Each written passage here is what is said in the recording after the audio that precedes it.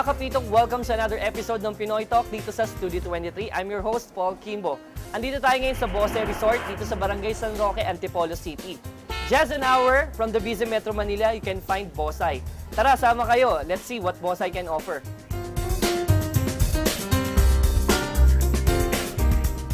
Hi, welcome to Bosay Resort. Good morning. I'm your Hey, Joanne. for today.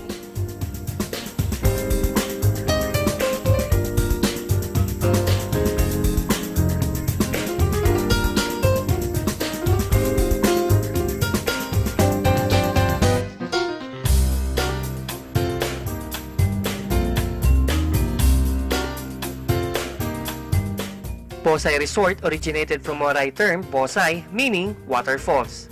A swimming pool, just like any waterfalls, chills the body, which enables the individual to loosen up uncertainties for a while. Anyone can fully enjoy swimming at Bosay Resort since it is built with one-of-a-kind landscape setting with nature and the living trees carry out fresh air as you breathe.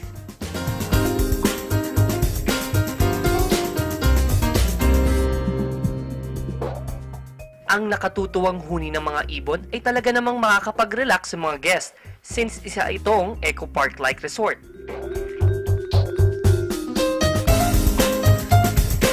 Hi po, good morning. Hi Paul. Ayan, so bakit niyo po pala dito napili sa Bosay?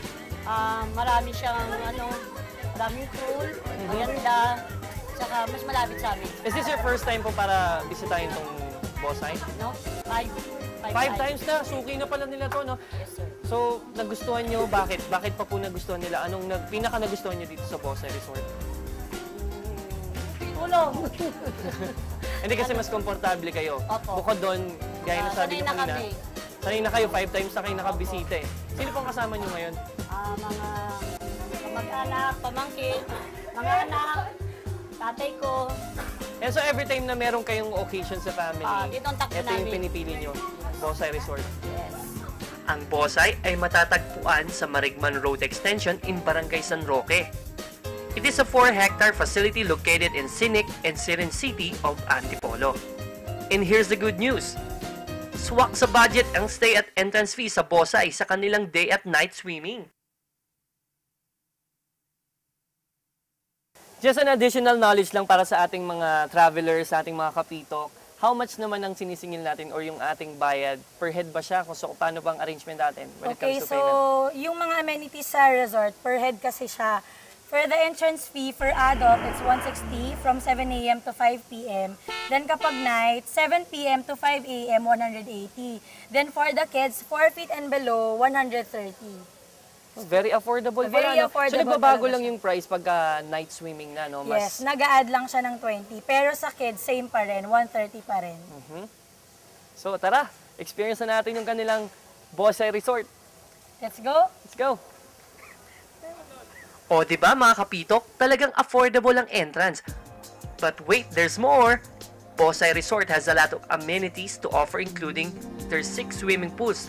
Kasama na dyan ang jacuzzi for kids, Olympic-sized pool,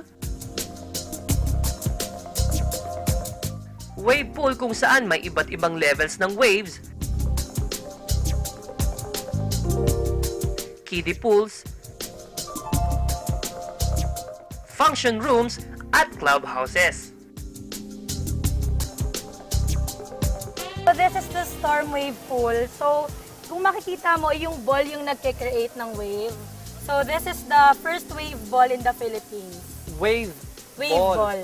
So yung nakikita ko na hindi- yun nga yung alon na nakikita natin. Siya yung ngayon. nagpo-produce ng wave. What's inside nung mismong ball? Naka-program siya. So may mga levels of waves. So yun yung nagpo-produce ng wave. So, Kaya kung- tinawag namin siyang storm wave kasi it can produce oceanic wave.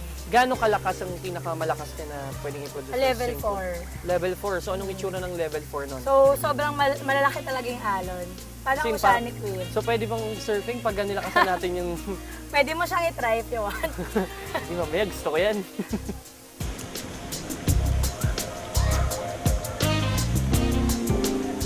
Pero take note mga kapitok, masaya din ang nightlife sa Bosay. They have what they call disco pool, kung saan maaaring mag-disco ang mga guests. But one piece of advice, they are very strict when it comes to attire. They're only allowing to enter disco pool yung mga nakatrunks sa lalaki at two-piece naman para sa mga babae. Parang masaya yun ah.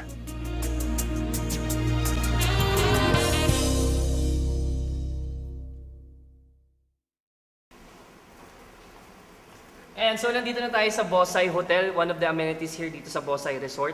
Let's check kung anong kaya na i-offer sa atin. Hi po! Hello po. Good morning. Good morning. And I would like to check in sana, ano bang mga rooms ang pwede niyong i-offer? May 3 types of room po kami dito. Meron kaming classical spatio, good for 2. Grande spatio, good for 4 person. And then excelente spatio, para sa mga malalaking grupo. Tama-tama kasi may kasama ako na grupo, saka merong couples. So which way we're going? Kasi may kasama ako senior. Meron tayong elevator, sir. Pwede rin tayo mag-stairs. Okay, sige. Elevator. Sige, okay.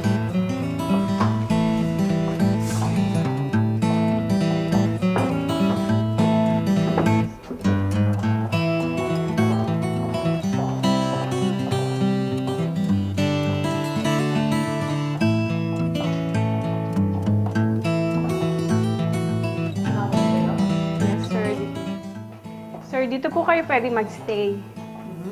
Since 6 to 8 po sila. Opo. So, pwede po tayo mag-additional. Mag-extra. Mag-additional Yes, sa sir. How much ang additional? So, wala na pong additional yan. Really? Ah. Thank you so much. Sige. Welcome, sir. Ayan, so after ng mahabang travel, 1 hour from Metro Manila, ayan, ito na yung room na saan ako mag-stay. Tapos, siyempre bago natin gawin yon, swimming muna. Maliban sa breathtaking na ganda ng resort, tiyak na magiging sulit ang overnight stay ng mga kapitok sa luxurious towering hotel ng Bosay Resort. The architectural designed wooden facade is inclined with nature.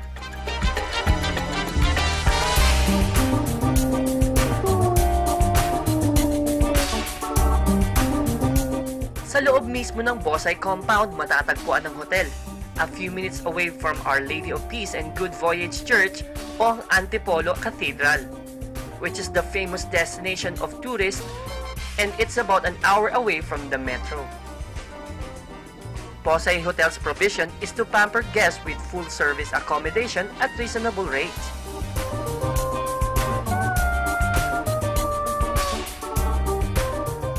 Ang kanilang sosyal na lobby ay kayang mag-accommodate ng may 100 guests that can be impressed with enchantment of lights. Maaaring mai-compare ang Bosay Hotel sa isang first-class hotel because of its elegant furniture, rooms, malinis at maayos na facilities, at syempre, ang exemplary hospitality ng mga Rizaleños.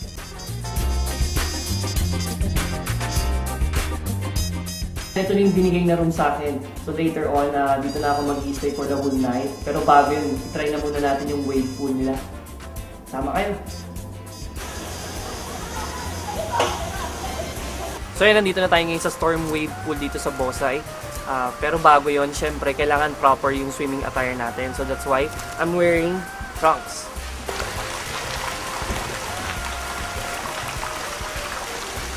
Sabayan natin yung alon.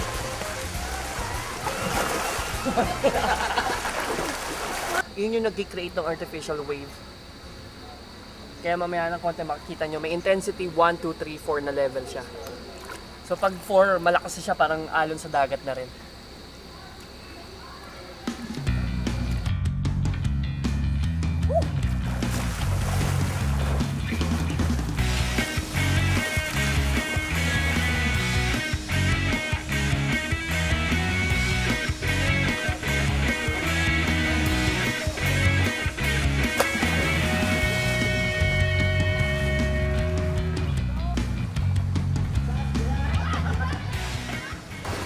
feet. Pagka once na gumana na o nag-pump na yung wave ball, i-create siya ng wave kaya mas lumalalim, nagiging 8 feet to 9 feet. So para sa mga gustong matutong mag-surfing, it's a head start na para mabagang nasa dagat ka. Woo!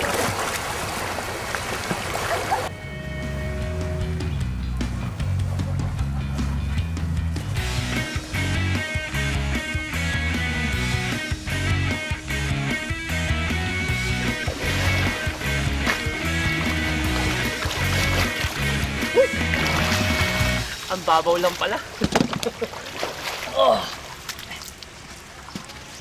Ayan. So, natry ko na yung kanilang storm wave pool. So, mamaya ng konti daw, 10 PM, magbubukas naman yung isa pang set ng variety ng kanilang pool, yung disco pool. Pero for now, mag-iihaw-ihaw muna kami for the dinner.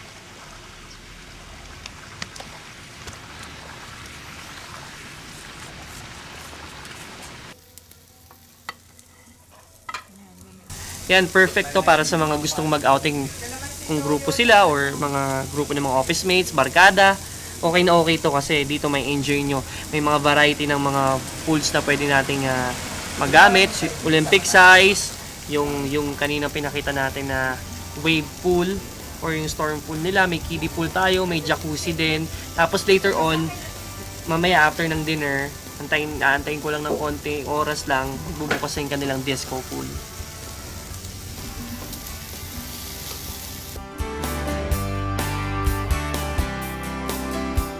So ito na yung naluto namin na ihaw na isda sa itong pork chop.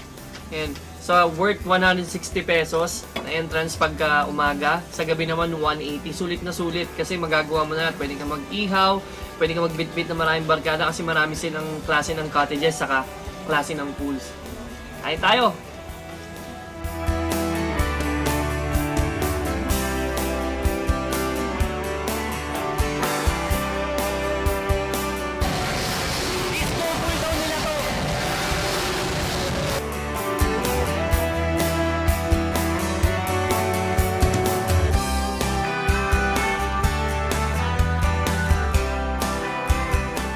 Unlike other resorts, makakatipid sa Bosse Resort dahil pwede kang magpasok ng pagkain at drinks at walang corkage fees.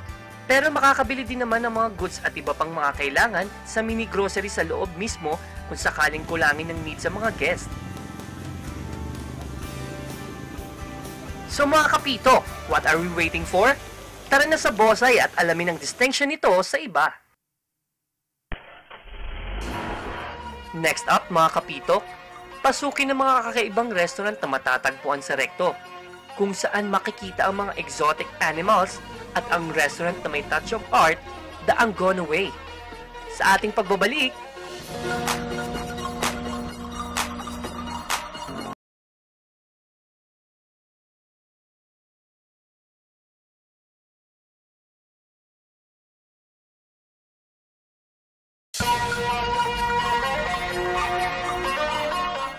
ano to?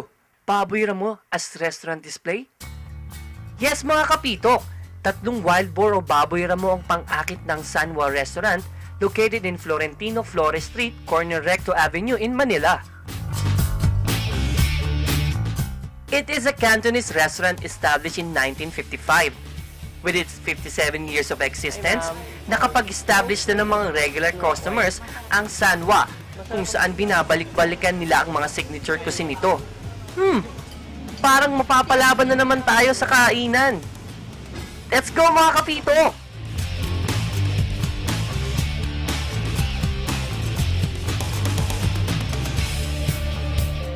Sanwa Cantonese Restaurant is run and owned by the Leong family, spearheaded by the late Benjamin Leong. Si Mr. Leong ay may ituturing na isang hands-on owner, kung saan siya mismo ang nakikipag-mingle sa kanyang mga customers. Ipinagpatuloy ng 2 anak na babae ni Mr. Leong ang kanilang family business at hanggang ngayon ay patuloy ang pamamayagpag ng kanilang restaurant. Ito yung special siopaw ng Sanwa. So ngayon titikman natin siya. Titingnan nga natin kung bakit pinabalik-balikan ng mga tao ito dito.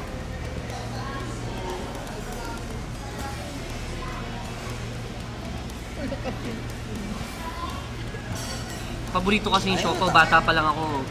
Ito na yung nakalakihan kong pasalubong sa akin ng magulang ko. Malaki.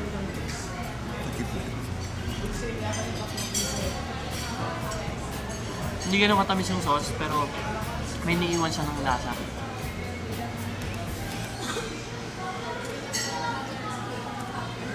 Yung bread niya, hindi ganun kakapal, hindi ganun na malasa. Tamang-tama lang. Nagko-compliment siya dun sa laman.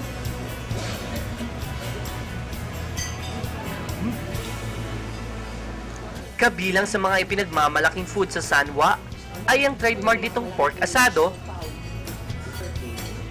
siopaw, sweet and sour lapu-lapu, birthday pansit at Shanghai, and exotic food like frog legs at soup number 5. At tila isang zoo ang ilang part ng Sanwa dahil sa hilig nilang mag-alaga ng mga hayop tulad ng reptiles, kabilang isang alligator, ahas, amphibians sa pagong, ibon, at iba pang mga hayop.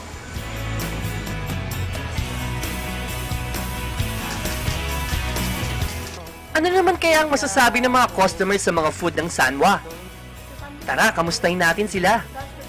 Masarap ang pagkain. Masarap ang pagkain. Other than masarap, Presyo is reasonable. ayun, reasonable ang price. Sabihin affordable. Bukod doon, ano yung pinaka-favorite ng dish dito? Asado. Ever since kasi, bata pa ako, dito na pumupunta yung mama ko. So, yun. Almost a generation pa lang ninyo, dito na po kumakain. Itong restaurant na to yung halos naging nyo na rin. Oo, na rin namin. Part na rin ng family natin. Ano ko lang po, ano yung pinaka-favorite nyo na dish na in-order Ayan, dito? Shanghai sa kapansin. Shanghai sa pansit. Dito na kami laging may pabinyag o birthday. Dito kami kumakain sa taas. So where you from? Where you from po pala? From Maynila, here in Tondo, in Corral Street. Corral Street. So whenever there's an occasion here, Dito kami nagpupunta. In every occasion, birthday o pabinyag, dito pa nga po kami nagpupunta. ano po yung paborito nyong dish dito sa restaurant? Ay, naku, yung hototay, patatin, saka yung amari rebusado. Yun, curious lang po ko. Ang daming restaurant dito sa paligid.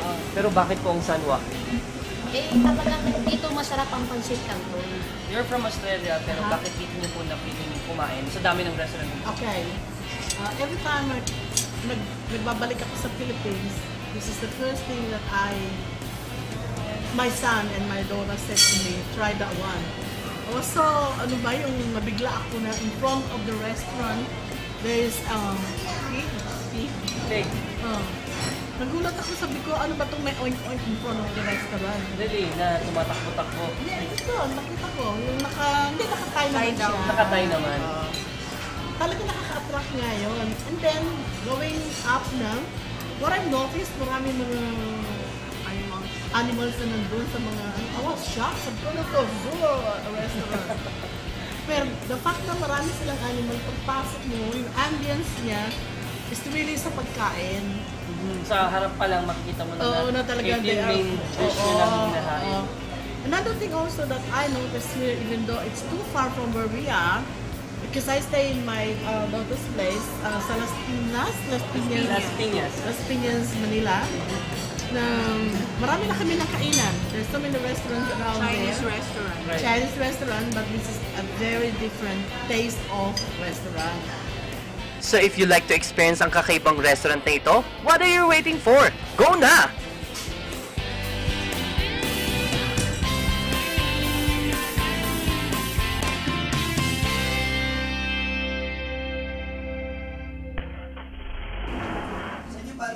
After mabusog ng ating tiyan, busugin naman natin ang ating mga mata sa work of art na matatagpuan sa Atelier Cafe Restaurant situated in the art capital of the Philippines, ang Angono, Rizal.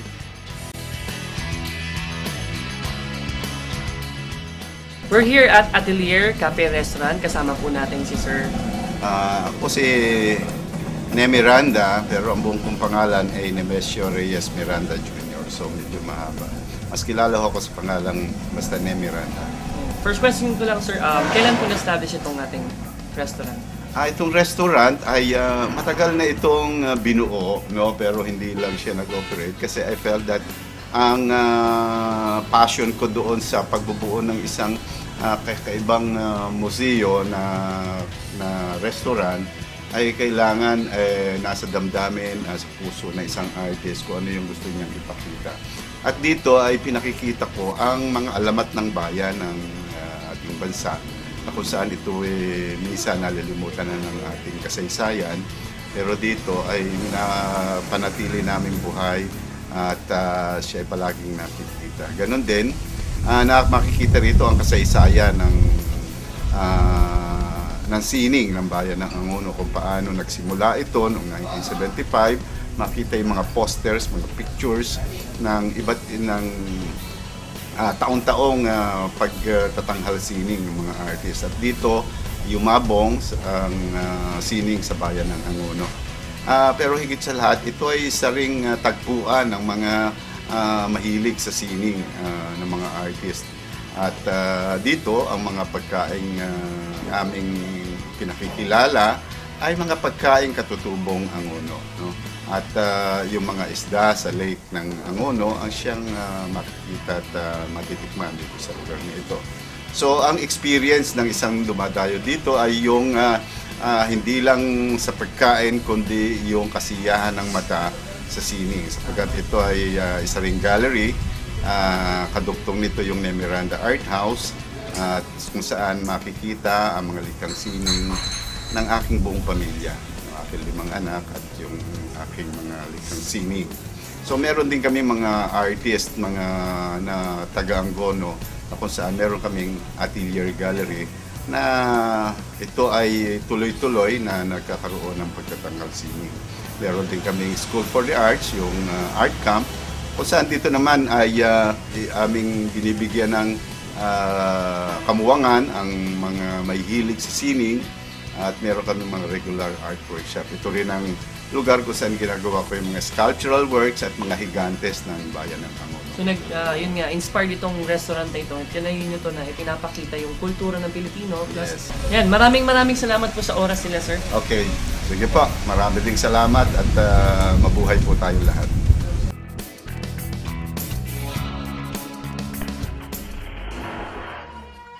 Up next mga kapitok, tunguin naman natin ang historic Angono Binangonan Petroglyphs. Ang historic wall sa bundok ng boundary ng dalawang bayan na matatagpuan ang mga wall carvings ng mga sinaunang Pinoy. All of those when we right back.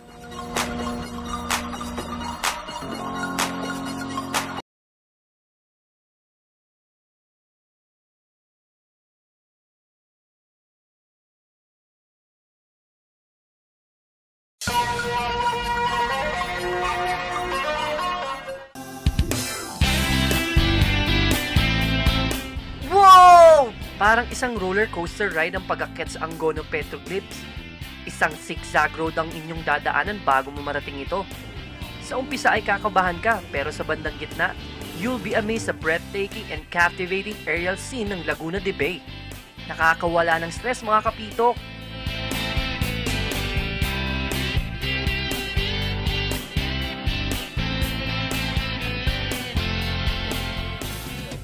Nandito po tayo ngayon sa boundary ng Angono at Binangonan. Dito po meron tayong dadaanan na tunnel papunta sa Petroglyphs, which is 3000 BC po. Ang magsisilbi nating gateway, yung mahabang kuweba na yon. Tara, samahan niyo ako.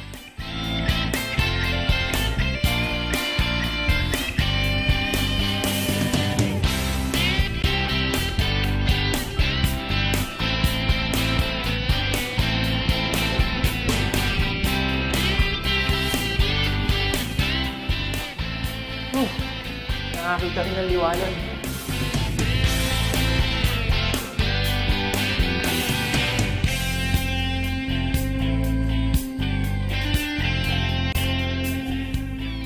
The Angono Petroglyphs is the oldest known work of art in the Philippines. There are 127 human and animal figures engraved on the rock wall dating back to 3000 BC. Wow, mga kapitok! Biruin mo, yung mga naunang Pinoy pala ay may sense of appreciation na. Amazing!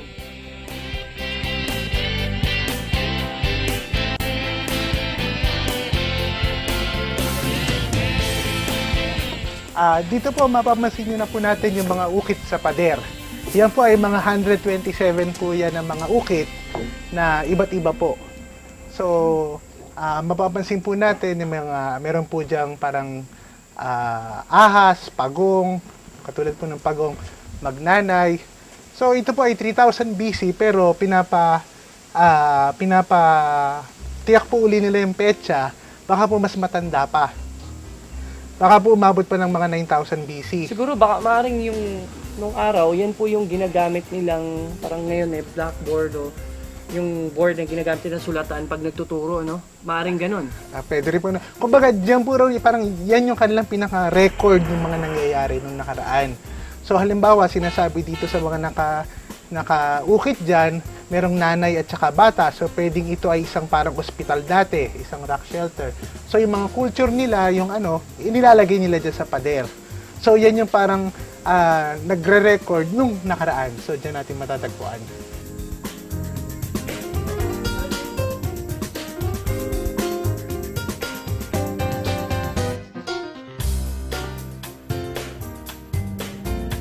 Kaya pala likas nang nahihilig sa mga art ang mga taga-Angono, and why they were hailed as the greatest artists kasi ang mga ninuno nila ay mahilig na sa art.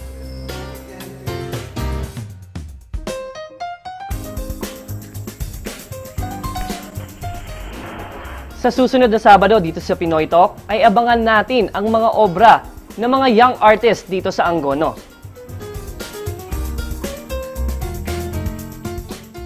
This is your host, Paul Kimbo. Remember that the use of traveling is to regulate imagination by reality, instead of thinking how things may be, to see them as they are.